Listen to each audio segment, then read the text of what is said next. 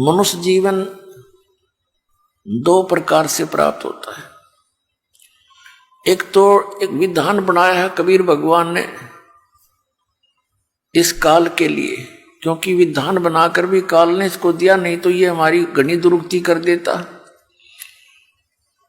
और कई भक्त मन में शंका लाते हैं, जैसे सृष्टि रचना के अंदर बताया गया है कि इस काल ने गलती कर दी थी ब्रह्म ने, जिसके लोक में हम रह रहे हैं,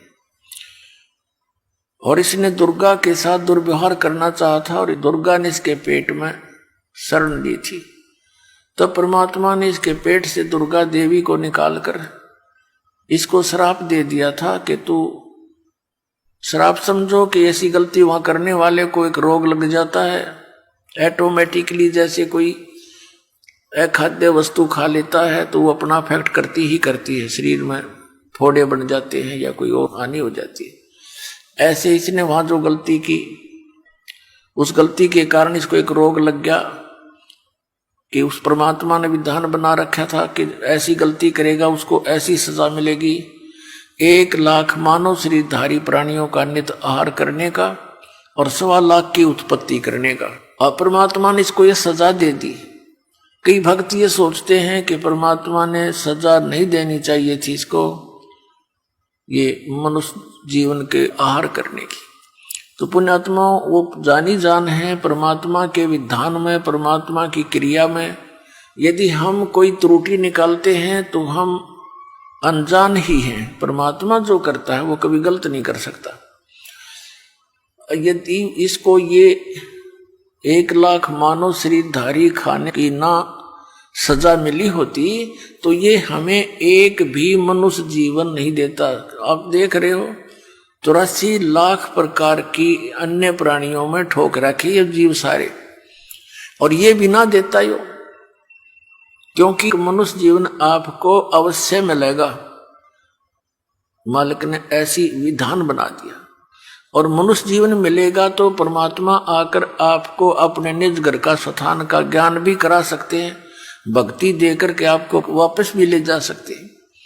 परमात्मा ने विधान बना रखा है इसके लिए, इसकी मजबूरी होगी या एक मनुष्य जीवन हमें देने की इसकी व्यवस्था बन गई, इसलिए ये हमें एक मानुष जीवन अवश्य देता है।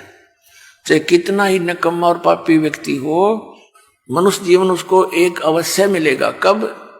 अब जैसे दास जो बताना जा रहा है, 2 प्रकार से मानव शरीर प्राप्त होते हैं। एक तो टर्न वाइज, एक विधान बनाकर दे दिया पर इसकी मजबूरी बन गई है कि टर्न वाइज यानी 83 लाख योनियों के इन सब कष्टों को भोग कर, अपने सब पाप कर्मों का दंड भोग कर इस प्राणी को एक मानव शरीर मिलता ही मिलता है। वो कितने वर्षों के बाद मिले, लाख वर्ष के बाद मिले, 1000 वर्ष के बाद मिले, वो उसके संस्कारों और पुण्य पापों पर निर्भर है। और दूसरी प्रकार से मनुष्य जीवन मिलता है पिछले पुण्य संस्कारों से, जैसे पीछे भी मनुष्य थे और आगे भी मनुष्य ही बन जाते हैं। वो पिछले पुण्यों के कारण उनको मनुष्य शरीर लगातार कई भी मिल जाते हैं। जैसे कथा आती है, धृतराष्ट्र जी अंधे थे, उसने भगवान श्री कृष्ण से कहा कि हे भगवान, मुझे अपने 100 वर्षों की तो पिछले जन्मों की याद है कि मैंने ऐसा कोई पाप नहीं किया जिससे मेरी आंखें फूटे, अंधा हूं। तब श्री कृष्ण ने कहा कि अभी कौन से 100 जन्मों में ही काम पूरा हो गया, और पीछे देख, तुझे नहीं दिखता तो मैं दिखाता हूं।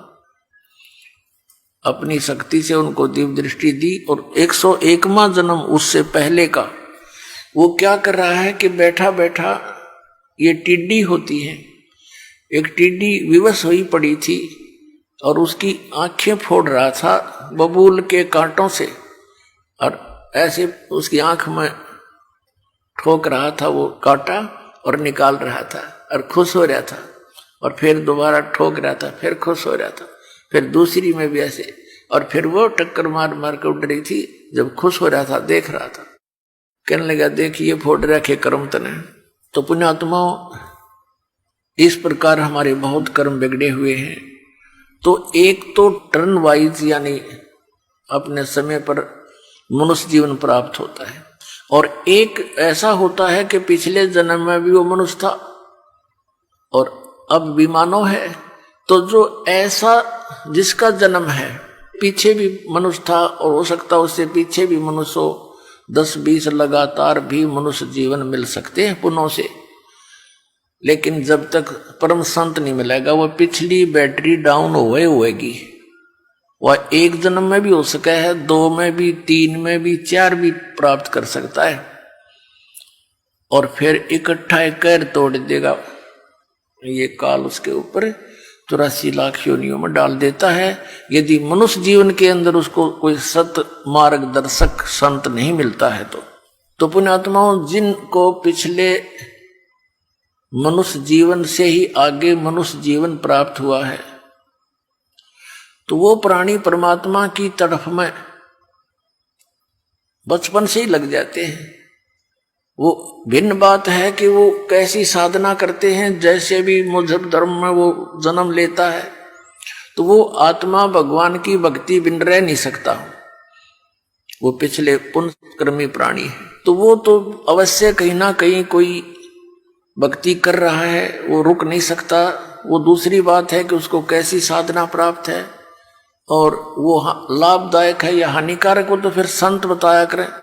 फिर भी वो पुण्यकर्मी प्राणी जैसे इन संतों के पास गए हुए हैं, ये राधा स्वामी पंथ, ये जय गुरुदेव पंथ, सच्चा सौदा सिरसा पंथ, और जगमाल वाली जनोद वाला ये ताराचंद पंथ, और ये सारा जो है व्यास वाला, और ये सुधांशु जी, और ये सतपाल वाले, ये बाल योगेश्वर, और यह साराम, देख कितने जीवों को अपने पीछे लगाए हुए हैं। ये वो पुण्यकर्मी प्राणी हैं जो मनुष्य जीवन से ही मनुष्य जीवन प्राप्त है, और ये पुण्यात्मा परमात्मा के बिना रह नहीं सकते।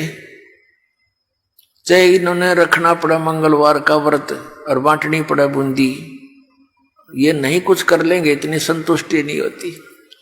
तो बगैर ज्ञान के, बगैर बिना किसी संत के ये साधना भी व्यर्थ है।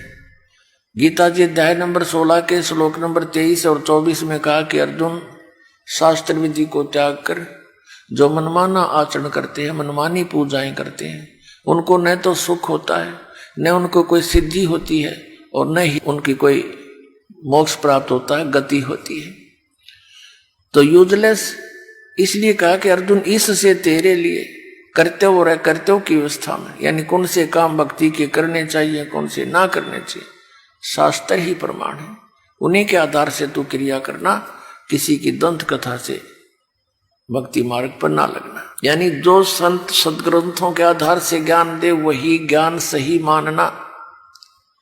तो पुण्यात्माओं, जितने भी हमारे धर्मगुरु थे और हैं, सभी यही कहा करते, हम वेदों और गीता और पुराणों के आधार से आपको ज्ञान दे रहे हैं। तो सब संतुष्ट थे, इनसे आगे कोई ग्रंथ नहीं, इनसे आगे कोई पवित्र शास्त्र नहीं, इन्हीं से ये हमें बता रहे हैं, तो फाइनल है, बिल्कुल सच है। लेकिन वो झूठे थे, वो अज्ञानी थे, तत्व ज्ञानहीन प्राणी थे, जिनने हमारे सदग्रंथों को भी नहीं जाना और हमें लोक वेद दंत कथा सुना के जीवन नाश कर दिया। अब पुण्यात्मा, जो प्राणी टर्न वाइज आता है, मनुष्य जीवन प्राप्त कर रखा है उसने, वो भक्ति पर नहीं लगता।